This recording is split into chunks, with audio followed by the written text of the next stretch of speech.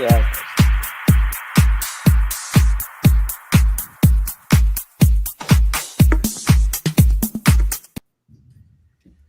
Good evening, everyone. Welcome to BNR. Good evening. Good evening. Oh, yeah, this guy has to make every show about him. See, Put him in every the top. show. Put him in the They top haven't even corner. started, yeah. Just and put him on this mute, guy Gene. Why don't you put him on I mute? said good evening too. I said good. He's on mute. Listen, yeah, that's it. He's on mute. Thank you very much. He's not come off. Honestly, Avi, Ram, relax, career. First time. You know what I was gonna say? I've missed this gif here. I haven't had a show with him. It feels like I haven't had a show with him for about 3 or 4 days. And I kind of missed him, but you had to go and try and ruin it. Get his leg in Just to interject, the last 3 weeks we've had record views. I bet you have. I bet you have. Carry on. Full of double that tune in. Yeah. Record views. When the king comes in, the king comes in. The I king's wonder back. why. The king's back now. Yeah, today and tomorrow. So get used to it, chat. Yeah. Avi, are you on tomorrow as well? Not only am I on tomorrow, I'm hosting tomorrow. Angie! Just to let you know, guys. Just to let you know, he retired from hosting about 2 hours ago. With a chip in the- Now I am sorry. I have actually been really, really busy. I've got this wedding on the wife's side, having to get ready for that. I know that there's plenty of weddings going around. Asim's nephew's getting married, so pre. Are you getting married, Navi? Huh? Are you getting married again? Don't ban kariye na. Don't maar ka se. I've missed you on the show. I don't want your show to last about 5 minutes. We only get married the once, so that's it, Shruti. Nah, but guys, big up. There's already nearly 350 you in here. Make sure you smash that like button. Subscribe to the channel if you haven't done already. And if you're feeling generous, become a BNR Ultra. Asim, you put some news out today that we will be doing a reveal of our studio and everything on Sunday. So Sunday is changed a few times over the last few days. We will be doing our first watch along on Sunday, but we're making it a special one because we're going to have a team in the studio and we're going to have a team at the ground as well. So I cannot wait to go to St. James's Park, do some fan cams, get the fan cams away ground. Me and Ben are going up to get the soak up the atmosphere. We'll go for a Diet Coke. Actually, not Diet Coke. We'll go for an Iron Brew. We're near Scotland, but Gene, who are you going to be hosting the watch along? Have you got some people to you're going to be toasting, and only thing you're going to be thinking is my ass, mate. I'll tell you that right now because you ain't doing shit. You're going to be sat in that studio. You bottled it when we were supposed to do that. What do you call it? Rocks, paper. You know what? You know what? That, Tim. Yeah, you know what? A lot of people have told me that we need to do both. Asim, you capture so many great moments all over social media, Instagram, TikTok. Your videos. How can you miss out on that? I tell you what it is. You know what? You it's got that in it. Good shout. How can we miss out on that, Ben? Tell him. I can't keep up with the level of professionalism on this channel. Honestly, it blows me mind. I think Abby's fell asleep. Abby, can you get off your phone, please? Like talking of professionalism. Avi, ask him another thing. All this content bullshit that you want to try and get. That game is so feisty. They need passion. They need real football fans. None of this camera tick, tick. We don't need fans like that. They need real fans like me. I tell him they need proper, passionate, hardcore, cop and sitters, not L6 sitters. We need the last time you went to Anfield and Guehi, every time he goes to Anfield, Ben, ask him what I get. Tell him, China, go. You always early. Go on the concourse, do a little preview, go live, do a little show. Admin will back me up. You know what? Junior's not in the building today. Ask him when was the last time he did a reaction show when he was at Anfield. Ask him, Ben. I tell you what. When was the last time you did a reaction show when you were at Anfield, team? I don't. When I go to a game, I'm in my zone. I'm going to watch my football club. I don't want to be taking no. You're a bloody content creator. I don't do any of this bullshit, give you a don't come back. Don't come back. We go there for the real football. We give you a real football fun experience, yeah. That's what I'm about. We don't see the experience. Meaning I'm with the own fans. You never captured it. Hey, what sort of experience do you get, man? Okay, can you tell me how many people have experienced that, passion when you're at the ground? Have they ever seen it? Yeah, even you captured it on the camera. There we are, Gene. There's Adnan. There's Junior. My boy. Gene, what a contact creator. Oh, please, man. Flipping say contact, man, at least. Junior, thank you very much. You messed up. But I'm a proper football fan. Anyway, look, let's get going, guys. Look, before we go, Ooh. you two have had your little whatever you lot call that. If you lot call that banter, fight, whatever, load of nonsense. To be honest, I want to talk about the king, the real king, Mohamed Salah, 3 times PFA Player of the Year winner. Sensational. The first time he won it was in 2018. And now 25, 7, 8 years later, he's won it again from last season, obviously the phenomenal season that he had. There is no other player greater that has graced the Premier League, British, non-British, than Mohamed Salah. The conversation has ended. He's dropped the mic. Well, he's dropped 3 PFAs now, yeah? He is the greatest, the best there is, the best there was, and perhaps the best there ever will be. Because what he's done in the last 7, 8 years, yeah, from being a Chelsea reject, going out to Europe to try and find his form again, coming back to Liverpool, he's absolutely been sensational. Season in, season out. That's all I wanted to say on that matter. Thank you.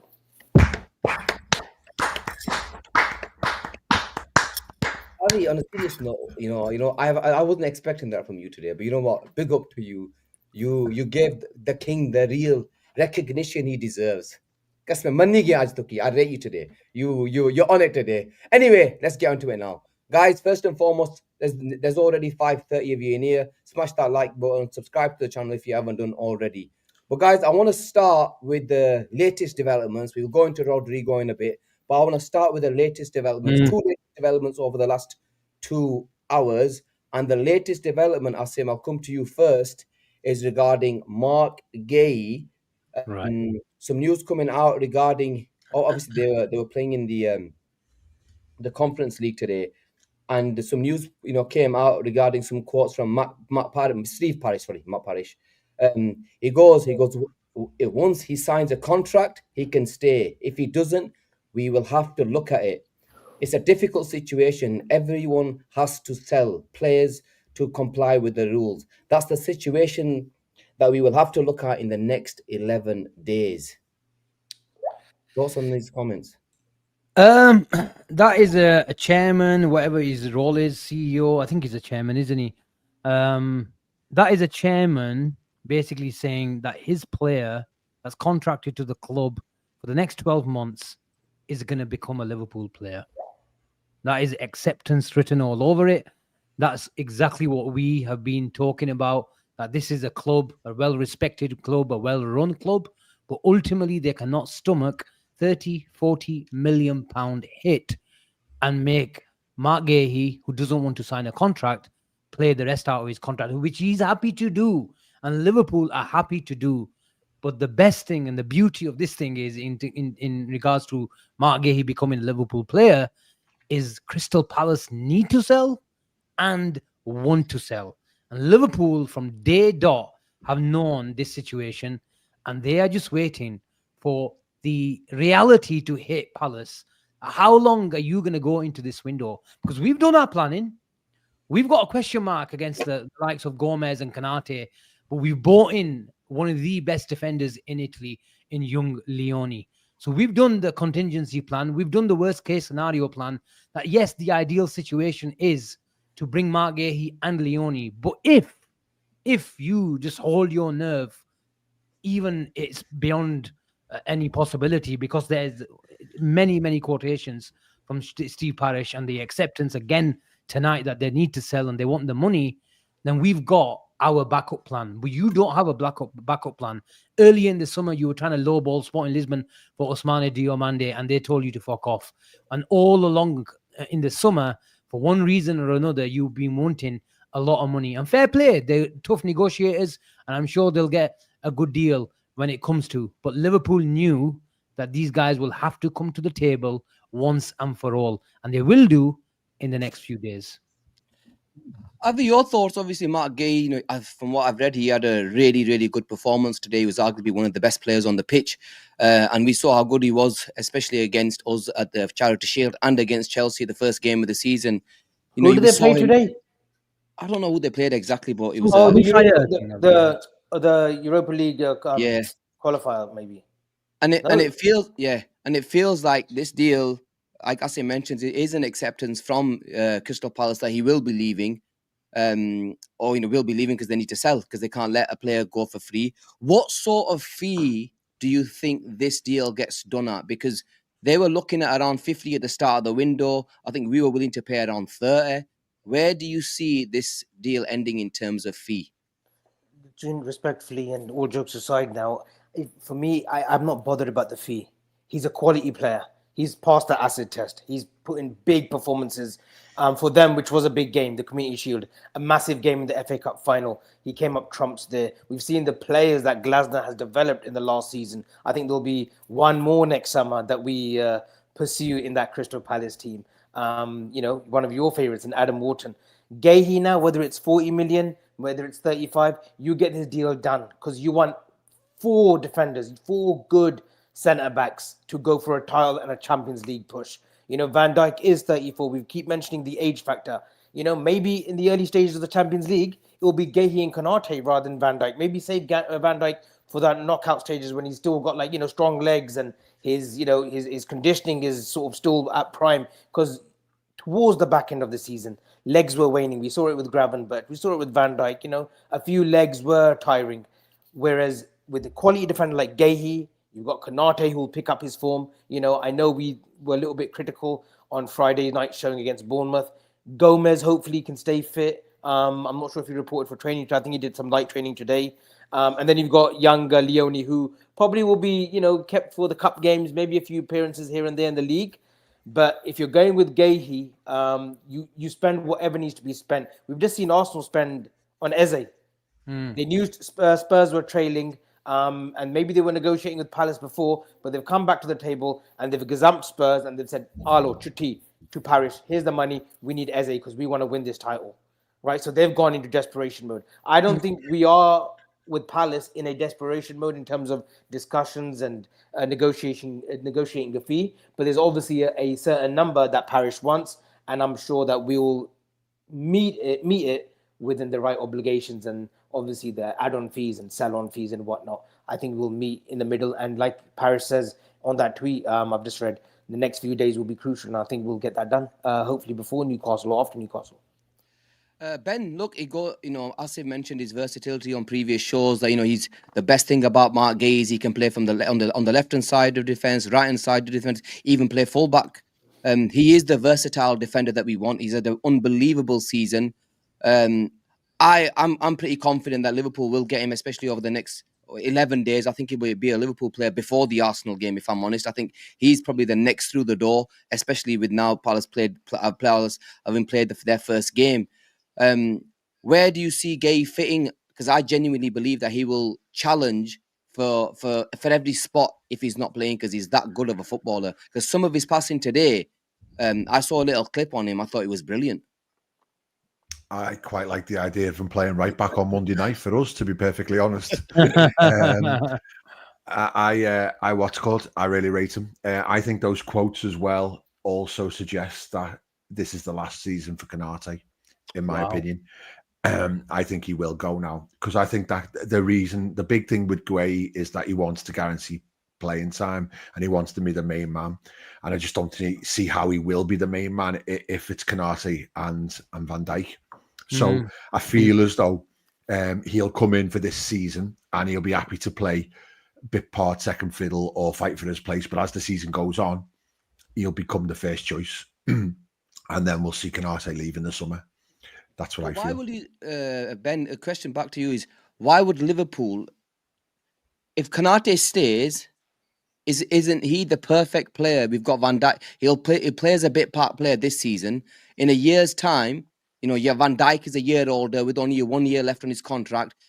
Guehi is probably one of the perfect players for him and Konate to become a partnership. If Konate stays and signs a contract, it makes more sense for us to get Konate signed up, bring in Guehi, and you've got Lione, and then you've got at least 3 good centre backs who have at least been at the football club when Van Dijk leaves. Quite possibly, but I just got a feeling that, you know, that deep down slot doesn't really fancy Konate. It's the best centre-back player that they've got to play alongside Van Dijk at the moment. He's already made his, you know, he played his cards with Kwanzaa and decided to sell him and bring in Leone. I think he, you know, he builds his attacks from the centre-backs in lots of different ways, and he wants ball-playing centre-backs, and I just think Konate's on ball is nowhere near as good as Guehi's, and I think that'll be a longer-term target. I think people think that Guehi's just going to come in and be sort of like, you know, a rotational player or whatever. I think I don't think he is. I think he's coming straight in. I really do. And I think they might even use it as a pawn to basically force Konate's hand to say, well, if you're not signing a contract, well, we're not going to sell him for 30-40 million in this window, because that's biting our nose off to spite our face because we need the cover. But at the same time, I think they're going to say, well, if you're not going to sign a contract, then you're telling us that you don't want to play for Liverpool in the future. Therefore, we'll build our future around another centre-back. And you know, it might feel harsh, but I just feel as though that's the direction of travel. I think what is exactly said there, Gene, sorry to interrupt, what Ben has said, I think that's how it transpires. I think Guehi is coming in knowing that I think he gets ahead of Konate regardless right now. He's given guarantees. Especially with the contractual talks right now with Konate at a stalemate. Let's just say that for now, stalemate. I think the longer that lingers on, I think Konate is coming in.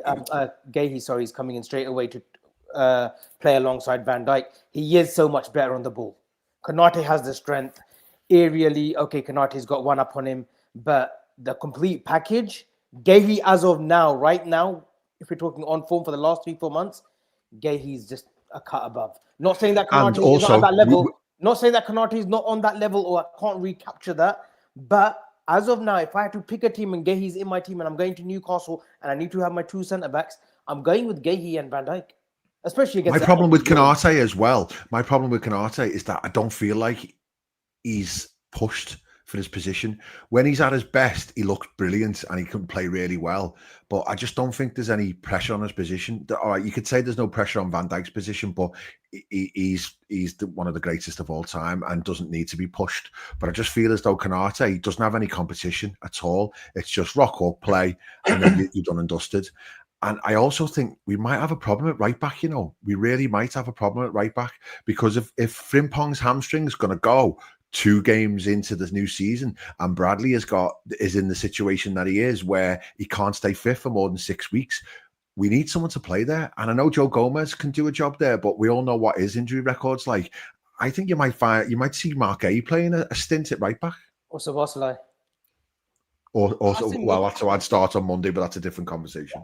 I think we just need to calm ourselves down. I absolutely love Mark Guehi as a player. I think I called Huijsen a dual ball playing centre back early in the summer, and I put him in the same category. He's so comfortable, very, very good in the ball. He's a proper dueler, and Slot, we know, loves a dueler.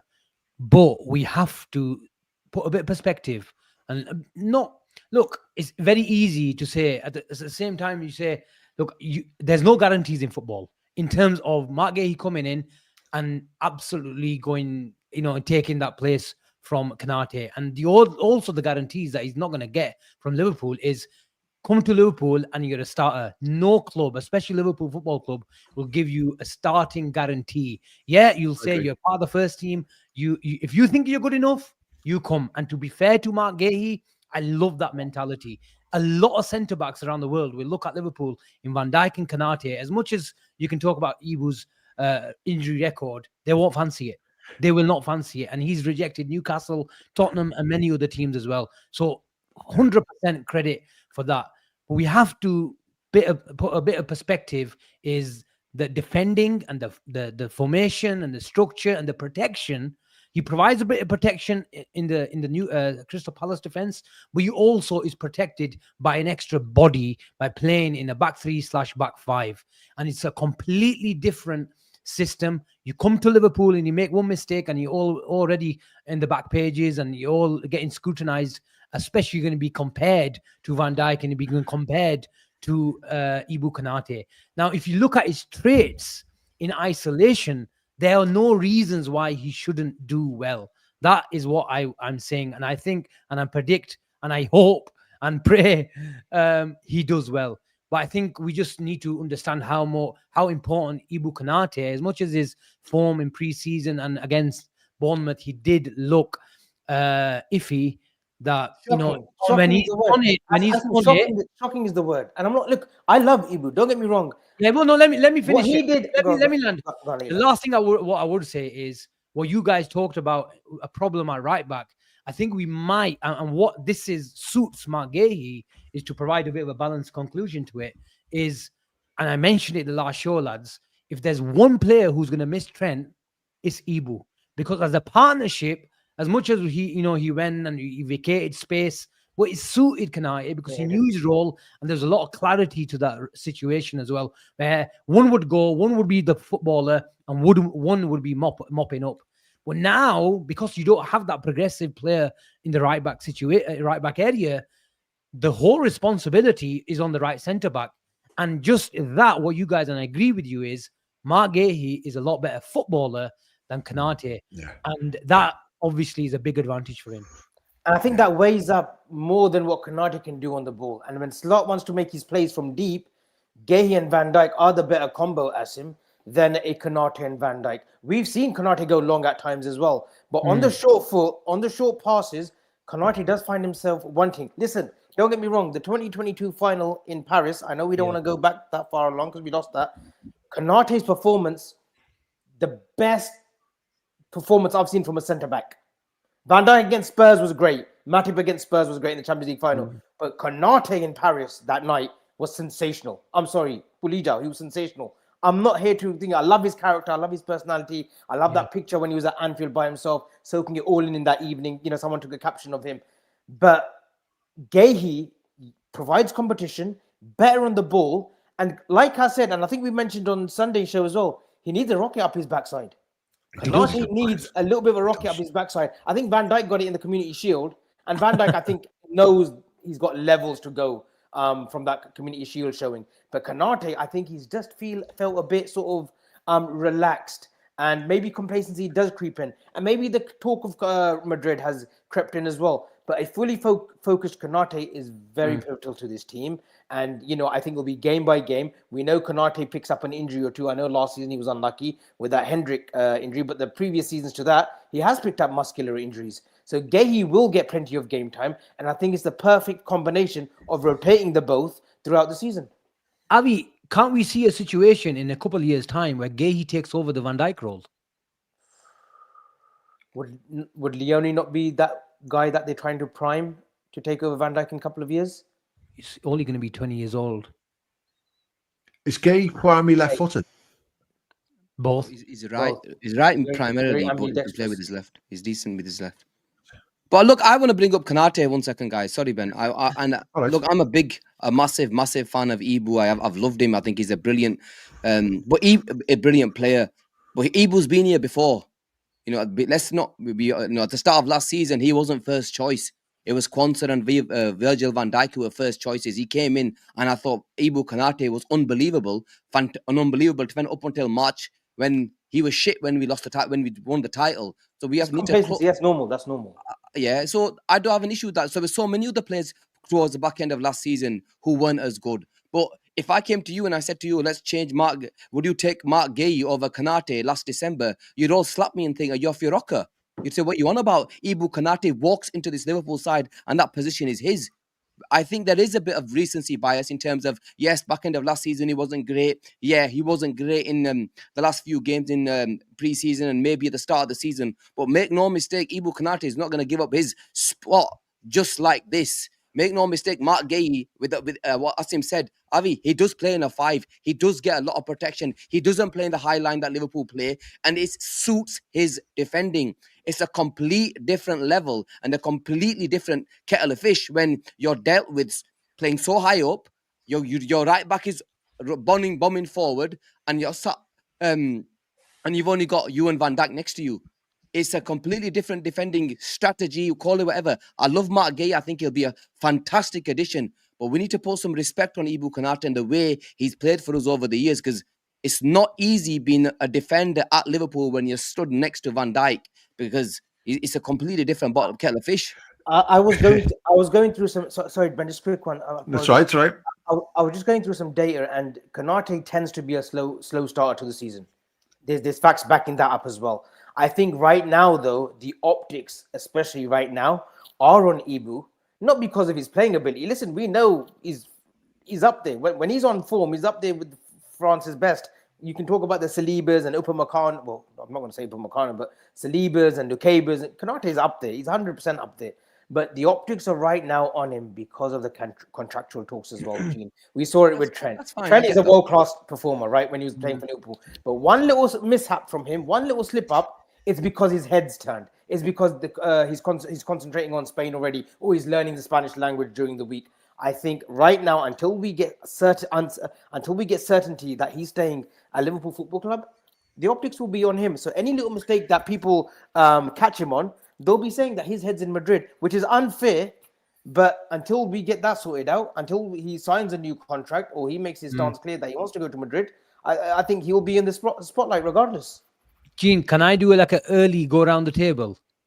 If Mark Guehi was at Liverpool Football Club right now and we've got away to Newcastle, who would you play, Guehi or Ibu on Monday night? I'll play Ibu. After all that. No. After all that. I tell you why. No, okay. If okay. Are we saying you that do not dare say? Are we saying Ibu as well? No. Are we saying if Guehi walked in if Guehi walks through the doors now without a little pre-season, then it's got to be Konate. You've got to go with your. When Ben was talking, Ben said, "I fancy Mark Guehi smashing it the moment he comes through the." Let me land. Okay. If Guehi had come during preseason or prior to preseason, he signs, then it's Guehi. Right now, you're telling me right now, if Guehi was to sign tomorrow, medical, everything gets passed within 24 hours, I'm not chucking him against Monday straight away. Why? Because he's a better footballer. No, we always give out players, especially. Okay, Isak comes in tomorrow. Does he start against Newcastle on Monday? No, because Isak's different situation because he hasn't had a minute of preseason. We bet our players in. We give them a few weeks to settle. But Isak's not match fit. Guehi's match fit. Exactly. That's the difference. But I do agree with Avi in the fact that from a system perspective, Palace play a back three, we play a back four, so he would need time to adjust. But I do think he is a plug and play defender in the fact that if you just ask him to go into the team and defend, then he can do that.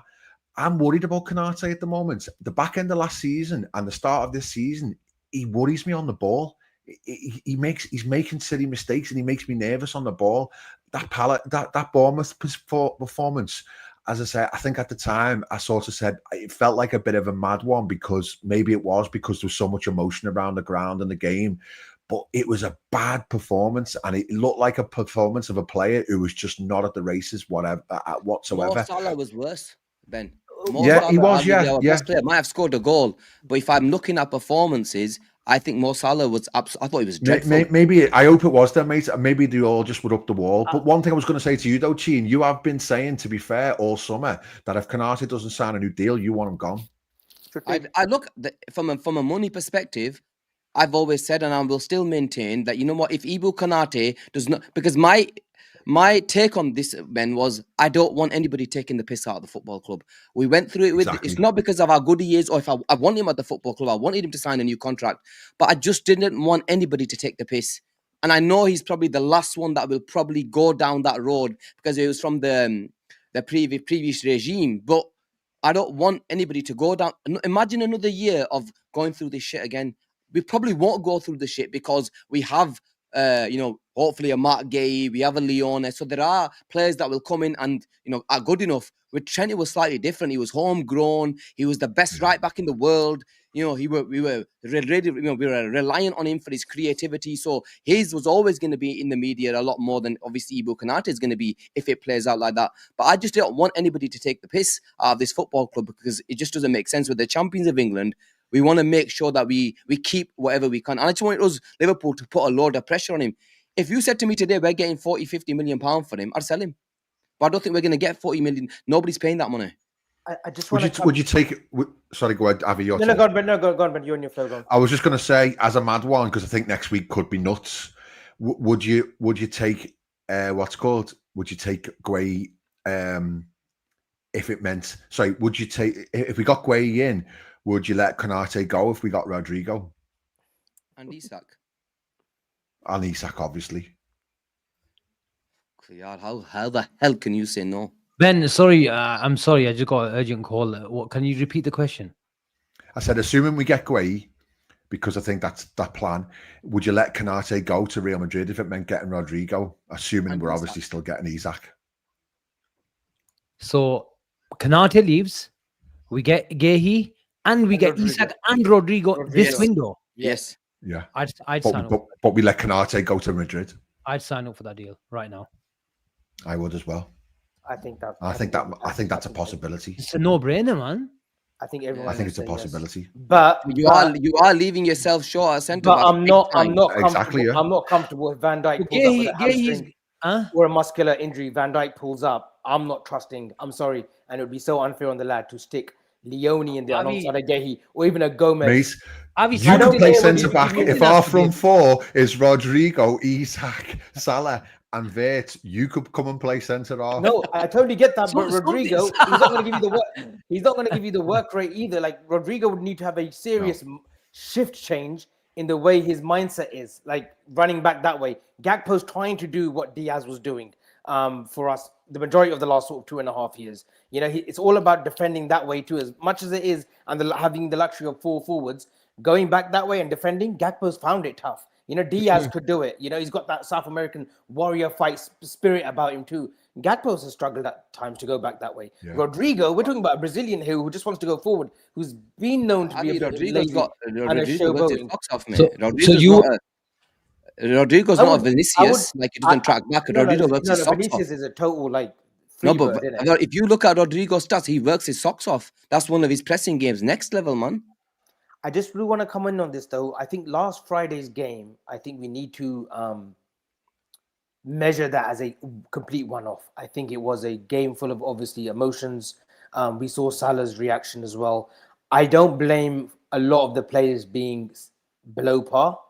And we've got to also focus on, it was a new team, guys. Kirkes, Frimpong, those are 2 new Balance fullbacks. wasn't right, was You it? know, Wirtz coming in. There was no Gravenberch. It was a pivot of McAllister to Bosley.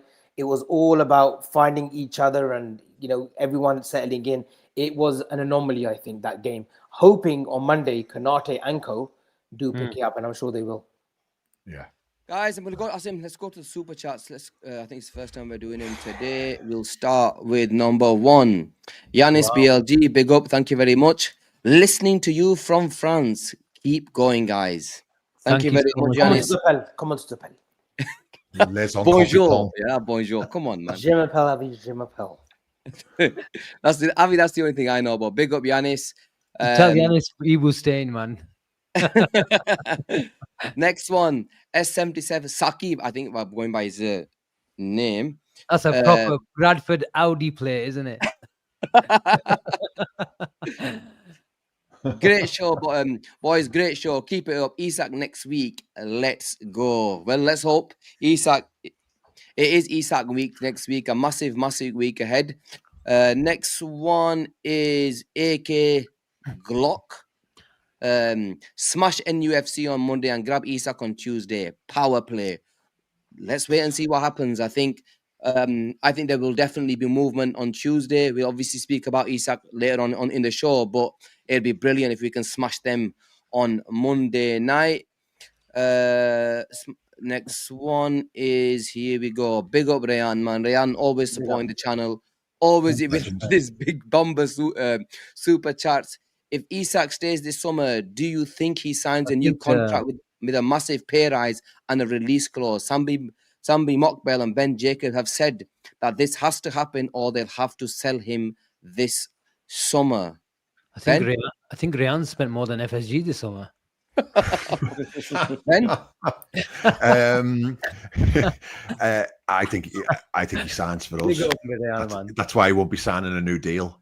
He signs for us. Yeah. And I think they'll find a way of doing it next week. I'm convinced. Should have gone to Avi for that because my face is blocking the super chat. Oh yeah, sorry. Avi, what do you think? Go on, let's go to you. Look, I think it's a foregone conclusion. Can't hear you. See what I mean? See what I mean?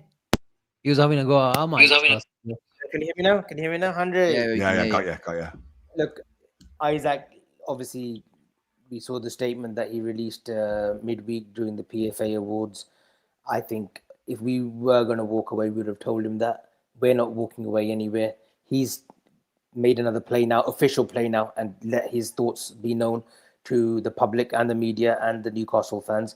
There's no going back for him. There's no way Newcastle keep him beyond this summer. Absolutely no chance. He will be a Liverpool player. There you go. Next one. SKLFC. What the hell? Oh, I got a massive echo. Who's that? Hello? Avi, that's you. How can it be me with the echo? Well, anyway, there's no It's echo fine now. now, Gene. Right. Carry on. A lot of our build-up issues is because Kanate can't play out the back consistently. Guehi changes that easily with his ability with both feet. Asim? Yeah, look, we've talked about it. I mentioned Hoyson earlier. Liverpool have been looking at that. If you want to control games with the ball, Liverpool are a front foot team. They want to play high up the pitch on the halfway line and pin teams in, sustain attacks. And the only reason how you sustain attacks is in settled play. You need your footballers to be good on the ball. And two, if you lose it, then you need to be really good in the duels and you pin in teams. And Mark Guehi, he does that. I've mentioned before that in terms of duels in isolation, he's better statistically compared to Van Dijk and Ibu Konate. But look, it is completely different. Whenever I've seen him generally play at Crystal Palace, he's either the left-sided centre-back of the three or the middle centre-back. So although I've seen him play, I think he's played in a 4 as well and a 3 again with England. He does have the carrying ability. He does have the ability to ping a ball from a standing position as well. So look, I really like him. But you have to understand when Liverpool defend, it's all about. I keep mentioning it, especially in a 5-a-side team where you defend together, you attack together, but you can't be jumping in, even whether it's a 5-a-side team or an 11-side team. Especially in the modern game, it's all about man-to-man press, and there's a lot of pros to the man-to-man press, but one of the sort of downside to a man-to-man press is if one of you completely, or not regularly, that is the word, lose your duels.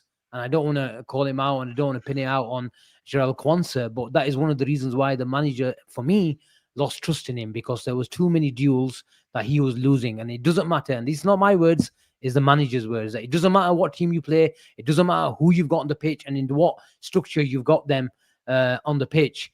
If you lose your battles, you lose the war. So yeah, I really look forward to Mark Guehi coming up. I think he's going to be a great addition to the team. I'm going to go to this super chat first before I go to Ali's. He goes, big up, lads. Isak will be the most important signing since Virgil van Dijk. Big up Keith Cross, by the way. Right, Keith. Big up Keith. Big sexy Kevin Nash. That's his name. Right, plan B is not an option. Ben? Yeah, I agree. I don't know if he'll be the most important signing since Van Dijk. We've had a few belters in the last few years, to be fair, but I think he is a huge addition, and he is a game changer. And he goes from us being favourites to winning the league to winning the league, full stop. Yeah. You know, barring like a ridiculous injury crisis that we had, obviously back in 22, I think it was 21. He wins us the league. Because his goals and his output is that decisive at the top level, and he probably puts us in the favourite conversation for the Champions League as well. So I sincerely hope that it does happen next week, and I am at the point now where I agree that there is no plan B, and that if we don't get him in next week, then they'll wait till January, and if needs be, they'll wait till next summer. I think just on that Isak thing. I agree. There's definitely no plan B. nowhere near anyone that can lace Isaac's boots right now in world football. A striker plan B, by the way. Yeah. I think they'll pivot to a stronger winger, Forward. but I don't think there's another centre forward.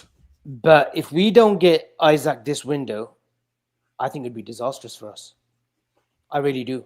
I really think it's fine details. I don't think you can go throughout this season with Ekitike to play 40, 45 games leading the line. He's had a great start, don't get me wrong, but a accomplished finisher like Isak, you're guaranteed to win the league. I'm sorry, but we will be favourites regardless of what Arsenal are doing, United are doing, Spurs, City, Chelsea.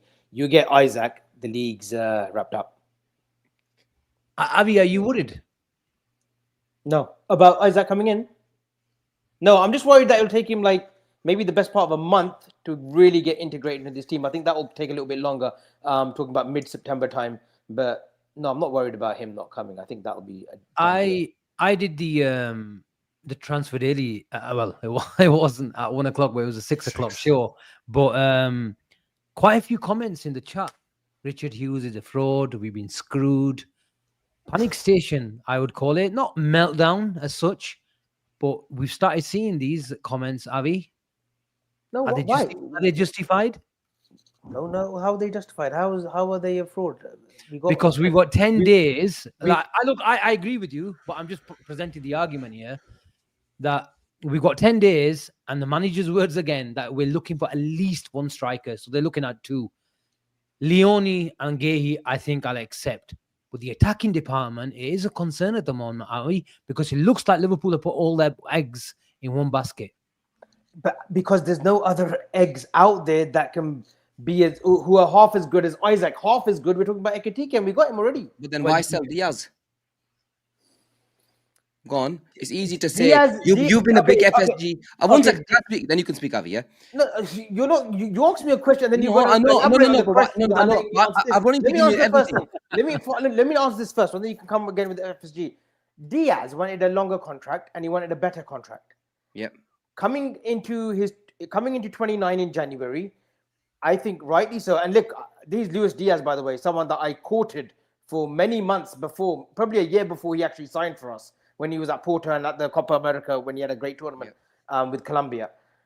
At 29, was he justified in earning 200k a week? The way we work, no. We recouped slightly more than what we paid for him and selling him to Bayern Munich at 28. So it's obvious that we're not relying on Rio and a Gakpo left wing or a Chiesa left wing or a right wing. We are looking at maybe a Rodrygo, and I think we are looking at Rodrygo very closely. And I think that will be more of a loan with obligation to buy rather than a transfer fee from the off. And Isak. We get Rodrygo, Isak, Salah, Gakpo, Chiesa. You're not going to bat an eyelid. You're not going to say FSG out then. No. And what I'm trying to say. We've addressed the issues. Okay, that's fine. Done more. We've addressed the issues that were glaring in this team. A left back, we got Kirk, is arguably the best left back in the Premier League at Bournemouth last season. Frimpong, arguably the best right back in the last 18 months. Numbers don't lie. The best creator in world football. I think we all agree with that. The number 10, Florian Wirtz. Yeah. We never in a million years did we think we would get him back in May. Okay. Leone, someone that you were battling for the last July, from early July from your tweets. I want Leone. I think he could be the hair in a few years to come. He could be the next best thing at centre back.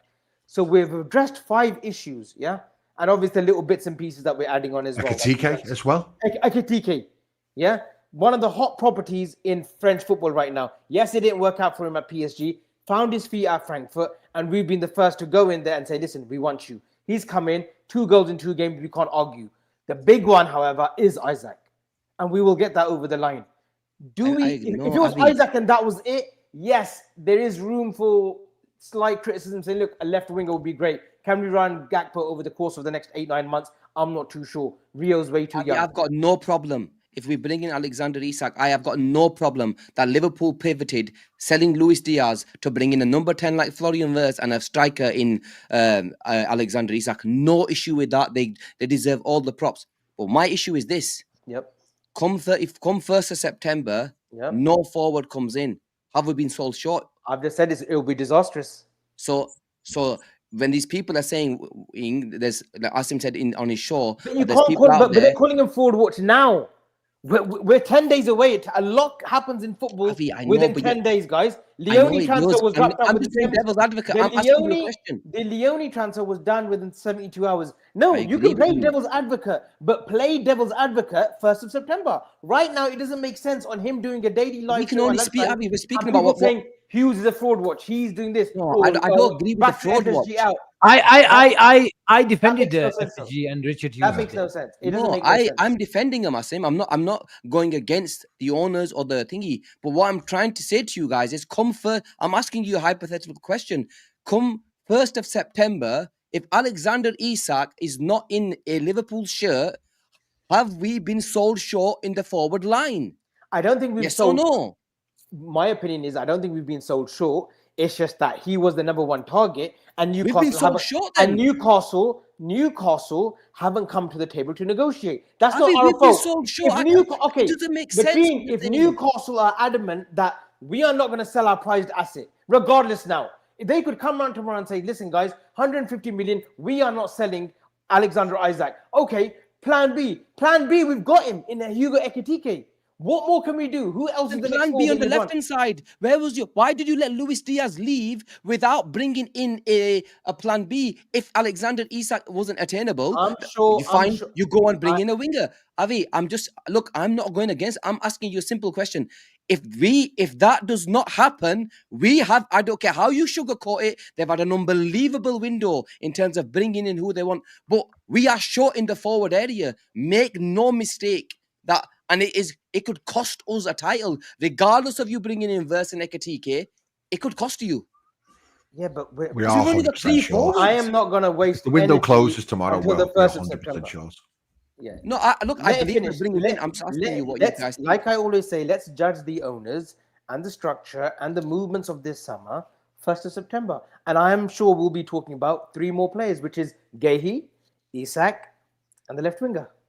That's my opinion. And the big difference at the moment with this window and previous windows is that it's still alive. Because in previous windows, we get a Joyce message or a James Pearce message saying, Liverpool are done for the summer now. That's the end. And then everyone says, oh, they're not really done, are they?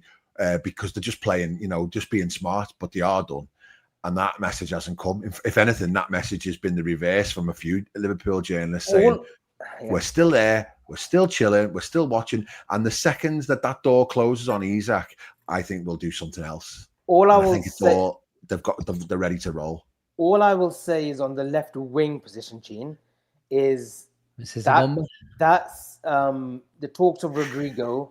If we really want to do it now, we could. I believe my feelings. Which I think I'm allowed to say. I hope you haven't patented that word. But my feelings are that Rodrygo is effing itching to play for Liverpool Football Club. Does it materialize into a move? That's what my feelings is there's another left winger that we're very excited for. And we're seeing the play with that. And he's already played. He's already assisted on the weekend. So let's see. There's 1,000 people in the building. Are you going to give them the name of the other left winger that you're talking about? I think, look, there's no doubt that Malik Fofana has been the talk of the town for us as well. And his numbers his statistics meet our numbers. I think that is the name, yeah. Fair enough. But Rodrygo, I believe, is itching to come to Liverpool Football Club. That's why Joyce, the only reason. David Lynch, all these respected journalists, and they are respected, have not poured any cold water. For me, that's the only reason why we haven't got Malik Fofana yet, is because we're not going to get him and Rodrygo, but we don't know whether or not we're going to get Isak or not. So if we are going to get Isak, then we'll get Fofana, and if we're not going to get Isak, we'll get Rodrygo. And just on the Isak point, I think and I say we, but I think Richard Hughes, Michael Edwards, Mark Burchill, everyone that's concluding this deal, I think they're very, very relaxed with Alexander Isak. The situation with Isak, they're very relaxed. There is no way Newcastle will keep him beyond this summer. No way. Good. Avi, one final super chat. It's from your best mate. I think I've just said what I've said in the last minute. Avi, you promised this week a bomber fraud watch. I can tell you one thing for next summer. Rodrygo Moura for Porto next summer could be one of those that we look at. Not for the left wing position, but somewhere in this team, Rodrygo Moura. So with future planning, And I think Gene's favorite could be one of the hot deals next summer too. In Adam, would you take this lad, Ben? I like him a lot, Asim. Since you've been mentioning I do him like him, last yeah. season, I do like him since you've been saying it. He's a bit of Mane. No, but that's where I don't see the Mane comparison. A lot of people have Really? said, other content creators said Mane. I don't see it for me. I think Mane was just different. I think Mane was comfortable going right or left. I think Semenyo is more direct, but I think Mane had a little bit more to his game. But Semenyo How old is Semenyo? Semenyo's a brilliant player. He's 25, I think. Yeah. 25. I didn't know he could have played for England as well, but he's taking. Could he? He's actually going to represent Ghana, but he could have played for England too. I think This is a good question. This is a good question from Alex. Do you think we're being so respectful to Palace because we want to go back for Wharton next summer? 100% Liverpool will make a move for Adam Morton next summer. There you go. That's a bomber. Lethan, clip You that. know why I think we haven't got Guehi yet. Is another thought is that he's getting games at the moment.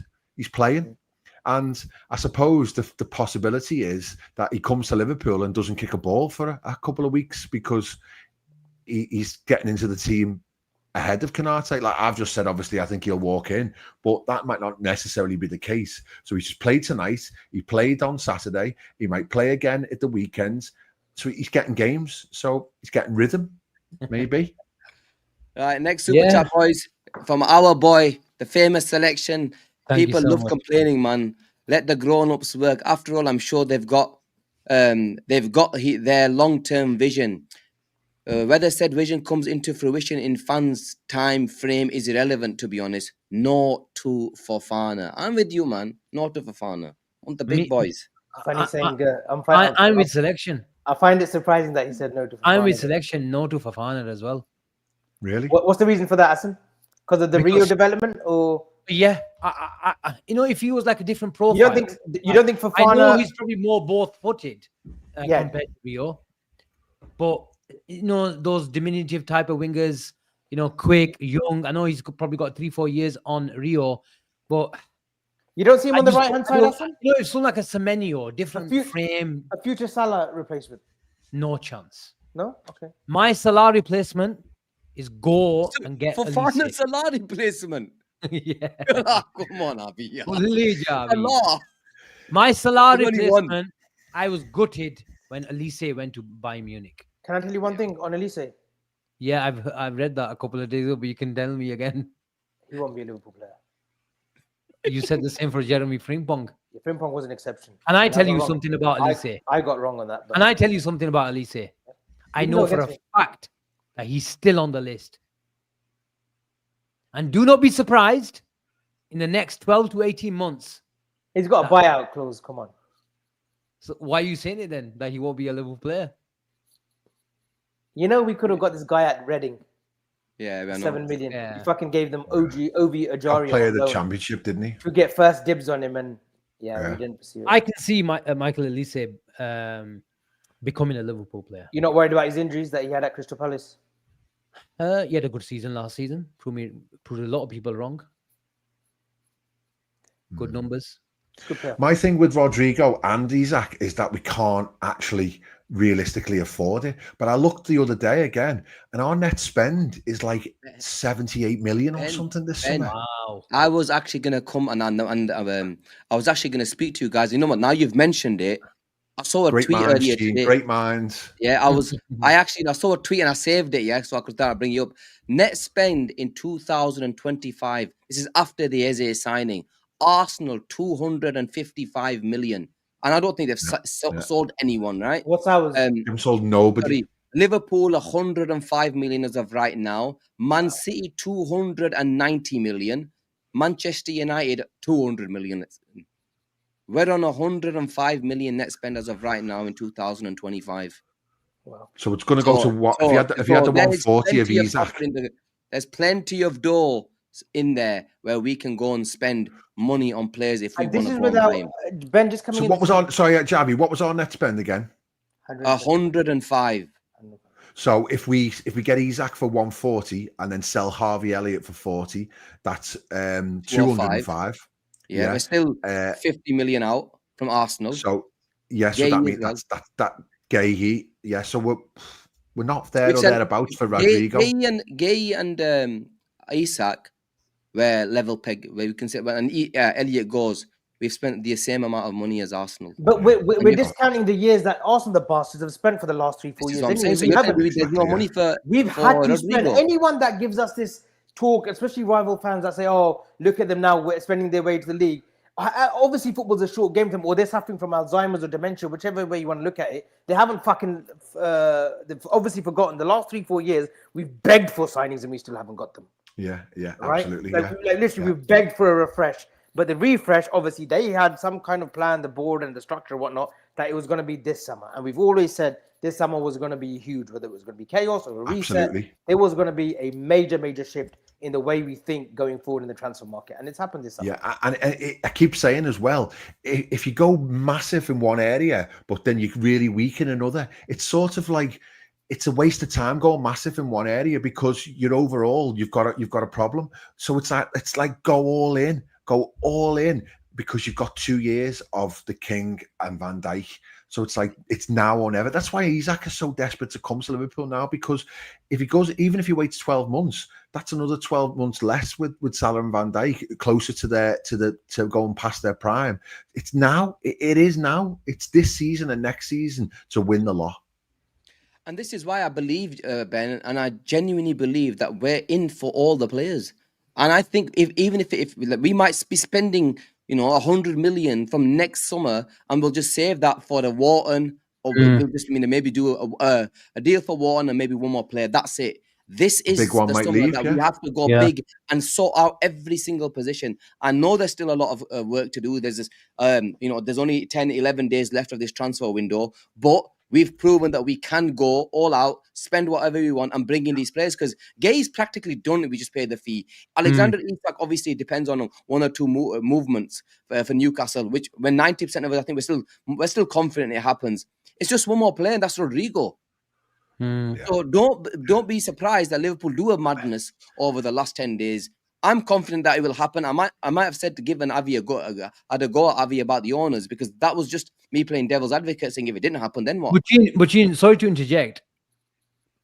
If we can do Rodrygo, and you're saying we can do a madness, I know he's going to say no. He's been itching, and we've got the money. We're not relying on anything else, and it's a separate case to Isak. Why hasn't Rodrygo come to Liverpool already? That's a fair question. Look, with Rodrygo, Asim, I think if you look at the transfer fee, number one, if you look at his wages, there's 10 days left of this transfer window left. There's only a certain amount of clubs that he can go to. The clubs are looking at them with that wage structure and thinking, you know what? We're not willing to pay that amount of money. The closer it gets to the end, the player is going to have to try to accept sort of lowering his wage demands if he wants to move to a Liverpool, City, or Bayern Munich. Well, Avi, to quote Avi, he's itching to come to Liverpool. Yeah, it might be more like the fee with Madrid. It might be more like we're waiting for Madrid to just reduce the fee, because if they don't want to play him, he's on the bench every week, then they're thinking, well, and we'll just drop in a 60 million at the last week of the window saying take it or leave it. And they're like, oh, go on, we'll take you. Fair enough. That's my only thought. We can see it from both angles regarding Rodrygo. Avi, I know you need to go. What are your thoughts on Rodrygo? Do you think Rodrygo happens before the transfer window closes? I hope it does. I think if Rodrygo wanted to go elsewhere, Asim, I think he could have been elsewhere already. He's not short of any suitors or any short of offers. I think genuinely he really wants that Liverpool move. I think we're just being a bit tactful in the transfer market. I think we want to confirm Guehi. I think we want to get Isak over the line and then go and push for Rodrygo. What if, Avi, and you like this, that we think we can get Rodrygo on loan in the last week? I've been saying it will only for me, it's only a loan offer with an obligation to buy next summer. I don't think we're spending 60, 70 million on him this summer. And do you think He Real Madrid said will that, be didn't more he? I've said that from the beginning. Oh, yeah, wait on. You didn't say that. You said, and don't try and play games with me now. Yeah, with option to buy. Okay, we're There's not an option obligated to to buy. buy. we I don't forget. accept you, Avi. We said, And we I can don't forget, mate. obligation. I don't forget some of your bongia as well. Don't, but you know, I don't want to because I want to remain on this channel. Okay. So don't, okay? I don't want to get kicked. Hey, Avi, You better Avi, not, mate. You Avi. better not. Avi, we don't sack anyone. They leave themselves. Let's leave it there. Let's leave it there, Avi, bro. you are born and red, Avi. I am, Exactly, man. It should be chip and red. That's what it should be. You're a founder. You are a Asim, founder. I think our proposal is only a loan offer for Rodrygo. Interesting. Nice. And I Chat's saying think- there I that think Rodrygo to Liverpool- City, but they're I not think- letting Savinho go, are they? So I don't think there's anywhere I else. think for though him to go. I think Spurs will get that over the line though, Ben. Which one? The They missed Savinho out on deal. Eze. But Well, yeah. Man City are not going to let Savinho leave without replacement. I think they will let me leave though. But who's a replacement? Yeah, listen, That's what I was Oscar thinking. I Bob, would think it Oscar would have Bob. been They've got Rodrygo. Joku, Oscar Bob, who's fit Uh-huh. now. They've got Uh-huh. Haaland. They've got Haaland's Turkey, no winger, Marmoush. is he, huh? They have about 4 or 5 forwards though. Marmoush, Foden. Foden. They're not. Everyone thinks that they're short on things. Regan Heskey, he's 17. He looks like come on, bloody man. talent. Yeah. No, I know. But I'm just saying he's a bloody talent. Rayan Sheikh. They're not very sure. Guys, I'm gonna have to leave though. Take but care, Avi. tomorrow I'll be here obviously throughout the end, start to finish. Guys, thank you so much. Selection. Obviously it's super chat. Let me just read it before I go. Rodrygo can itch all he wants. I doubt he is. I doubt we're increasing our wages that much, Isak and Rodrygo so quickly. I do think there are alternatives though. Fair enough. Fair enough. Chalo TK. Guys, God bless you all. Take care, Avi. Catch you later. Speak soon, Avi. Take No, care, you mate. just End the Go stream. end the Go end the- go End the stream. No, yep. No. Leave studio. All right, Ben. You know, Good on. Ben, that's what he did. See you once. later. Take care, Avi. Yeah, Ben, we were finishing the show. Guess what he did? He Avi, ended the where are you going stream. now? Oh, he's gone. Just He actually ended the ended the stream. stream because he forgot that's what he does, and the stream ended. What an idiot this guy is. Anyway, Oh, guys, legends. there's still nearly 1,000 of you in here. Smash that like button. Subscribe to the channel if you haven't done already. We are on our way to 20k. 10 days left of this transfer window. We're trying to give you as much content. There was a question about the studio. The studio, you will get a preview, a studio watch on Sunday with our first watch along on Monday. So make sure, guys, you join us for our first watch along on Monday. Let me. Few You more know, there's another supers. super chat. I might as well do it. 333 likes, guys. That's pretty crap. Is that that. it? Come on. 30, Come on, guys, man. 333. 330. It's got to be minimum 500 every stream now, surely. Every get it night to stream's 500. got to be 500 plus. 100%. 1,000 people in the chat. It only needs half of you. 1,000, nearly 1,000. Junior's asking who's on the watch along chain. Ben might make it. Asim and Ben will be on the watch along. I will be in the clouds in Newcastle. I'm hoping to get up there, but I'm working on Tuesday, so I need to work out whether or not I can get back and still work. I might be I might be keeping on the studio floor and have to work from there on Tuesday morning. We'll have to wait and see. But if I can get up, I definitely will, because I'm very excited to see it. You won't be short. You won't be short of any food, Ben. At least. Well, if your stories or anything to go by, he's the barbecue king is in town. You go downstairs, you can fry yourself up with fish and chips. You'll be all right, don't worry. Oh my word! There was a question about. I mean, that's do the super chat first. Okay, go on. If Isak doesn't happen, do we sign anyone, or could it be just Guehi with 10 days left? I think we have we've spoken about this, in length. I think there will be a lot that we will be signing a forward, at least one, especially with Mark Guehi. But most of us believe we'll bring in 3 signings before the window closes. A lot of comments ask him, wear armor, don't go to St. James's Park. Bro, we've been to Galatasaray versus Fenerbahce, man. We've been to them type of games. Newcastle away is nothing. What are they saying? Don't go, wear some fearing for your armor, life. all that type of stuff. Oh, Ali, come I on, put up your super chat, man. You missed my other super chat. He says. Oh There's yeah, nothing that's sorry, hard. man. I need to find it now. You refind it, and me and Ben will go through the starred ones. There's only 2 I can see. I know, because normally what we do is Rashid Clear RBM, them off. Ben, he says, if Isak doesn't happen, do we sign anyone, or could it just be Guehi with 10 days? I think Liverpool will bring at least one attacker, even if it's not Isak. Yeah, so do I. They'll definitely bring another attacker in. I'd love to know if there's another name that nobody's mentioned or thought about. I think there's a possibility that there's another complete wild card out there, because they do need another striker, because they could get by on the left. Now that Chiesa's going to stay, which I'm chuffed to bits about, by the way. I was really encouraged by Slot's presser today, and he said Chiesa's a totally different person to what he was last season.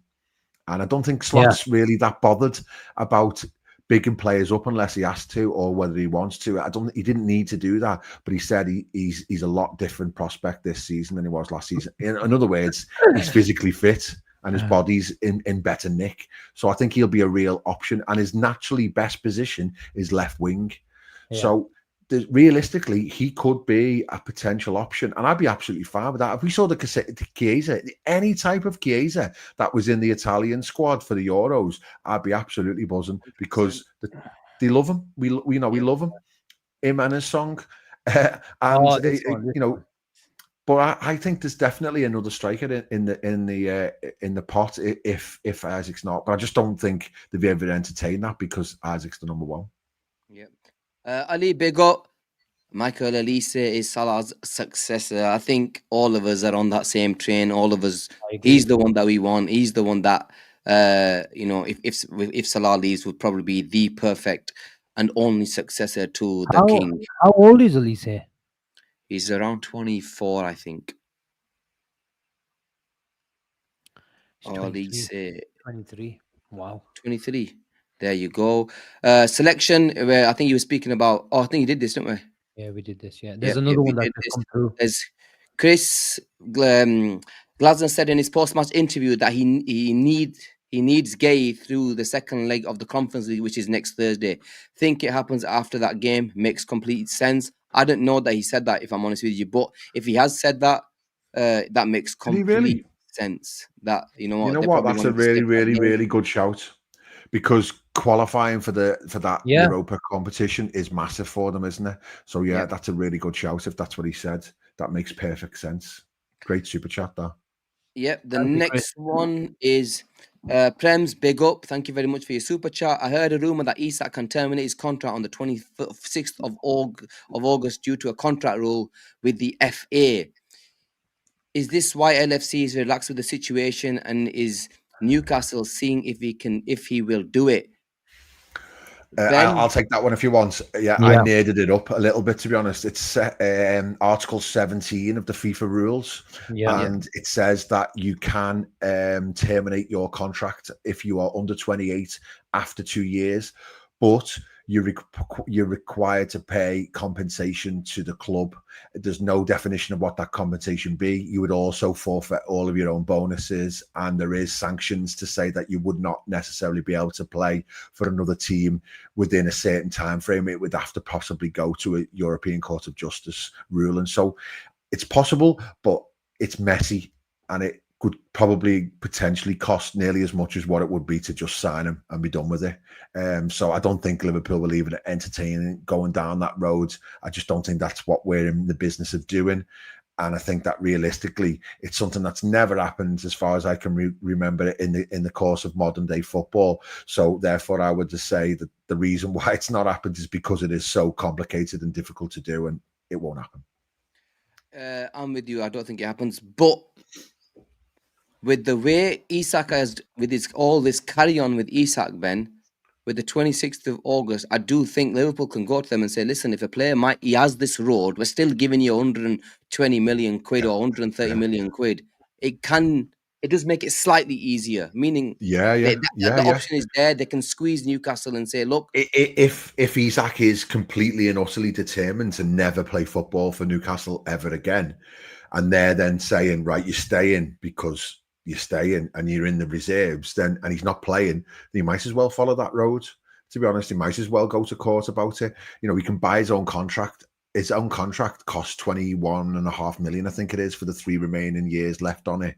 So it's like, really, if he suddenly said, I want to quit football and I want to become a fisherman, then they can't make him stay. He's got a basic human right of being able to down tools and change labour. We are going into some crazy territory here, but if Newcastle are so determined to keep him and he doesn't want to play, then there's gonna have to have a look at all options. It's not next year. It's this year. It's people are saying it's 2026. No, because he's already been at that football club for 3 years. His 3 years are up. Because he's under 28, his 3 years are up on the 26th of August. I had a quick brief look at it, and it is this year that he can sort of. It's 26th of August. He's been there 3 years. Yeah, so because he's been there 3 years and he's under 21, it's 3 years. 28. Yes, right. I think we've been going for 110. Asim, anything else? Any other player that we wanted to talk about today? What's the Indy bomber? Breaking from Indy. Rodrygo was accepted. He does not have a future under Xabi Alonso and has asked Real Madrid president Florentino Perez to sell him this summer. Go on in there. Go on into this. Go on. I was going to say Ornstein. He just quoted in India's message. No, I'm only messing. He hasn't really. Sorry, Chas. Couldn't resist. I was going to ask you guys. Villa keep getting linked with Jackson. What happens? What happens to Watkins then? Newcastle. But Newcastle want Jackson as well. Yeah, if he doesn't get, they should get one of the two of them. Ben Jacobs just said there, Wolves remain firm on their Jorgen Strand-Larsen not for sale stance despite Newcastle interest. So that's that one put to bed as well. So did they sign him this summer? They signed him like they had an option. Larsen to he was a loan. They had him on loan. And they made it permanent. Yeah. Okay. Also reluctance to loan to Crystal Palace's Wolves coming in. Yeah, so I think it's Jackson or Watkins for Newcastle. That's my only problem about the Isak deal. I just, it's like they physically are running out of strikers to buy. Yeah, I think that Larsen one has got legs, but we've heard this before, haven't we? That a team needs two strikers before their main man leaves, and I think Wissa is going to be one. I think that's the banker that everyone's talking about. And then that other one, I think Newcastle really like Larsen. I really like Larsen, and they might have to push for him. And look, I think I was talking to Nathan Judah, the journalist. I think he came out with a story, maybe amongst a few others. And I saw that. Yeah, and he was saying Newcastle are pushing, but at the moment he did say that they are pushing and negotiating through, third parties at the moment. And there's only but 5 million valuation gap with 11 days to go. It's not far off, is it? It's not a problem, that is it. No, I think. But if Ben Jacobs saying they don't want to sell, then it's difficult for them to sell a player if they're not, and they need a replacement as well.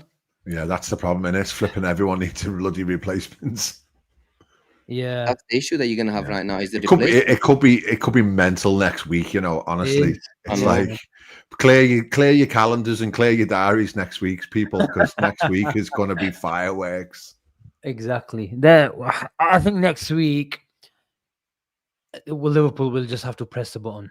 If you have to pay 10-15 million pound premium, then so be it. So be it. Yeah. And it might be if we pay 150, then they might accept just Wissa and Jacob Ramsey playing off the left and Gordon as the backup until January. And then they'll think, right, we can get someone in January of decent quality. And that's a great point, Ben. Out of Europe. They've still got Barnes as well. They've still got Barnes that can play from the left. Yeah. And that's a great point. We always try to mostly give the Liverpool perspective, but we've been talking about get to January, and maybe go for Alexander Isak again.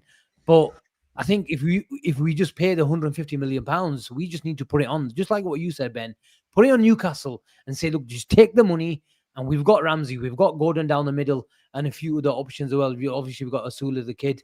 But get to January, and then we'll assess our situation. But the position of Alexander Isak has just become, for me, in my opinion, is just untenable. And untenable. Yeah, I think they just need to draw a line under it once and for all. Yeah. But if we bid again, it's done, because that's what everyone said, haven't they? That we're only coming back to the table if we're told to. So if we do bid again next week, no matter what it is, it will happen. There's no way on planet Earth we're bidding again and it's getting rejected and it won't happen. It's either we're bidding and we're getting him, or we're not bidding at all. In my opinion, we're not making no more gestures. LFC Zach, Asim, is there any world where Newcastle don't buy? Just what we're just discussing, Zach.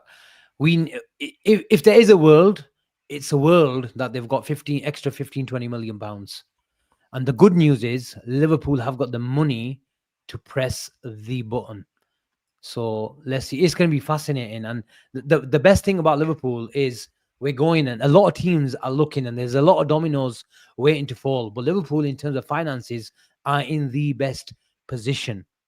Yes, ideally, like what we've done with Guehi is bought Leone in. So we're not completely, even though obviously every Liverpool fan will want Mark Guehi in, but we're not completely desperate. But I think we're desperate in the attack. I think we are. So that's the only downside. That's why I was asking questions that if we're looking for a player, as well as Alexander Isak, is why hasn't that player come? But the truth of the matter is that player is dependent on Alexander Isak coming through the door first, because the budget and the type of player, and there may be a loan somewhere, maybe for Rodrygo to Nick Avi's idea. It depends on what happens with the big man up top. Yeah, feels like Jackson's the real strongest one that they could get that would really cover us for Isak. But then there is the thing in the back of my mind where Jackson and Vissa will go to the AFCON, and I think that will be probably playing on their mind as well, that they'll have nobody. But hey ho, we'll see. Strap yourselves in, kids. Yep. Okay, guys, I think we're gonna call it a night. There's still nearly 1,000 people in the chat. Guys, smash that like button and make sure you subscribe to the channel if you haven't done already. It's been a brilliant show. I've really enjoyed it. I will be on the Daily Transfer Show tomorrow at slightly earlier, around 12:30. So join us for that one. And there is Chip and Chin tomorrow night at the same time, 10:30. So have a good one. Hopefully we will see some good news coming through tomorrow. And Ehsan, no, I don't want Ratigi. Take care of yourselves. Saudi, hasn't he? Yeah, he has. He always puts it up before we leave. Oh, any Friday news? Any Friday movement? We love a Friday, innit? We do love a Friday. I was going to say great, but that thing about him playing in the second leg now has just made me think we'll probably wait until next week. So probably not now. But there could be some big movements for other teams that could impact us. So let's hope so. We need Wissa doing that. That feels like a big one. Yeah. Anyway, guys, take care of yourselves, and we will catch you tomorrow.